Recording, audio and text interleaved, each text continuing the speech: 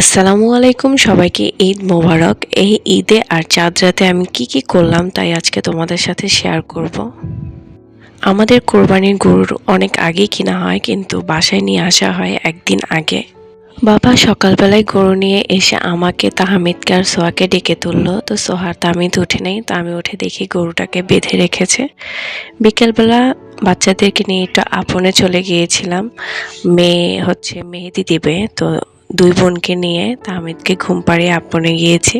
তো দুই বোন মিলে মেহেদি চয়েস করতেছিল। ফাইনালি ওরা দুইটা মেহেদি নিয়েছে। মেহেদি কেনা শেষ হলে বাসায় চলে আসলাম। এই যে আমাদের এবারের কোরবানির ঈদের শপিং।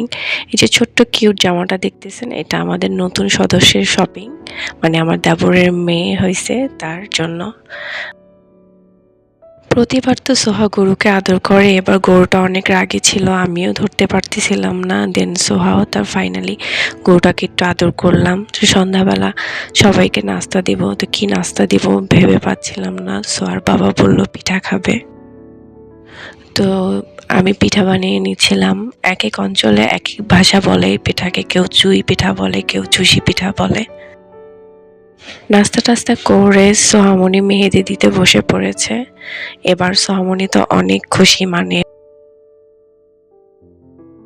প্রতিবার তো তার সঙ্গীরা চলে যায়, একদম একা হয়ে যায়, মন খারাপ করে। এবার তাহমিদ আর সোহার মনটা অনেক ভালো ছিল, তার বড় আপ্পি তার সাথে আছে। সোহামণি মেহেদি দিচ্ছে সেটা দেখে তাহমিদও বসে পড়েছে মেহেদি দেওয়ার জন্য, সেও মেহেদি দিচ্ছে। মেহেদি দিচ্ছে, মোবাইল দেখতেছে আর ১০০ প্রশ্ন করতেছে। মেহেদি দেওয়ার ফাঁকে সোহামনির বাবা ফোনটা নিয়ে গিয়েছে, মানে বিড়াল বাচ্চার সাথে সে বল খেলতেছে, সেটা আবার সে ভিডিও করতেছিল।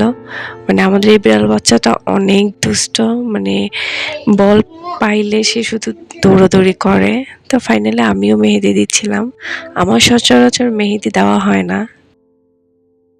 আমার ভাগ্নি বলতেছিল যে আন্টি তোমাকে মেহেদি দিয়ে দেই, তো আমার মেহেদিটা দেখে তাহমিদ অনেক খুশি হয়ে যায়। তো তার হাতটা দেয় আমার হাতের উপরে, সেটা দেখে সোহামনির বাবাও তার হাতটা বাড়িয়ে দেয়। তারা তিনজন যে কত গল্প করতে পারে। মাশাআল্লাহ, মেহেদিটা অনেক সুন্দর হয়েছে। ঈদের দিন সকালবেলা ঘুম থেকে উঠে দেখি ভাইয়ার বাইকের উপরে বিড়াল বাচ্চাটা ঘুমাচ্ছে।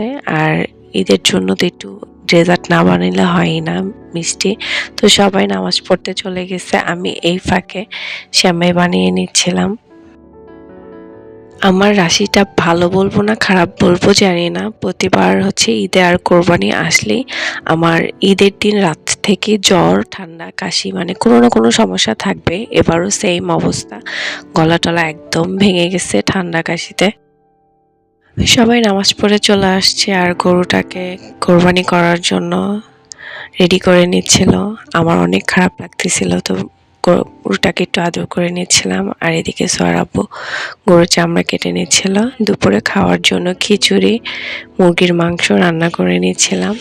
আর বাচ্চারা তো ঝাল খেতে পারে না, তাদের জন্য সবসময় আলাদা করে রান্না করতে হয়। আমাদের বাসায় একটা কমন খাবার হচ্ছে খিচুড়ি আর পোলাও, এটা থাকবেই, মানে যে যেটা খায়। তো গরুর চামড়া ছাড়িয়ে এক জায়গাতে সবকিছু জড়ো করে নিচ্ছিল। এই যে আমার বুড়িটা তার বড় চাচ্চুর পাশে বসে মাংস কাটা দেখতেছিল। ফাইনালি মাংস টাংস কাটা শেষ, সব ভাগ ভাগ করে নিচ্ছিল। আমাদের জন্য যেটা সেটা রুমের ভিতর নিয়ে আসছে, আর সবাইকে যেটা দেবে সেটা হচ্ছে আমার দেবর আর সোহামনির বাবা ভাগ ভাগ করে নিয়েছিল। ঈদের দিন তো মা ভুঁড়ি কাটায় ব্যস্ত থাকে আর আমি তাকে হেল্প করি। গরুর পাগুলি সিদ্ধ করে দিচ্ছিলাম আর দুপুরের জন্য গরুর মাংস বসিয়ে দিয়েছি। তো আমার হাতে ব্যথার জন্য আমি নাড়তে পারতেছিলাম না। এই যে আমার হেল্পিং হ্যান্ড, সে আমাকে হেল্প করতেছিল। সবকিছু গুছাতে গুছাতে একদম রাত হয়ে গিয়েছিল। তো রাত্রেবেলা সোহামনির বাবা বলতেছিল সে হচ্ছে পরোটা খেলে ভালো হইতো, মানে ইনডাইরেক্টলি বলা, মানে ডাইরেক্টলি বলে নাই। তো তাই তার জন্য একটু পরোটা বানিয়ে নিচ্ছিলাম সাথে আমাদের জন্য। আমার ভিডিও যদি আপনাদের ভালো লেগে থাকে তাহলে অবশ্যই একটা লাইক, কমেন্টস, শেয়ার করে দিবেন। Thanks for watching.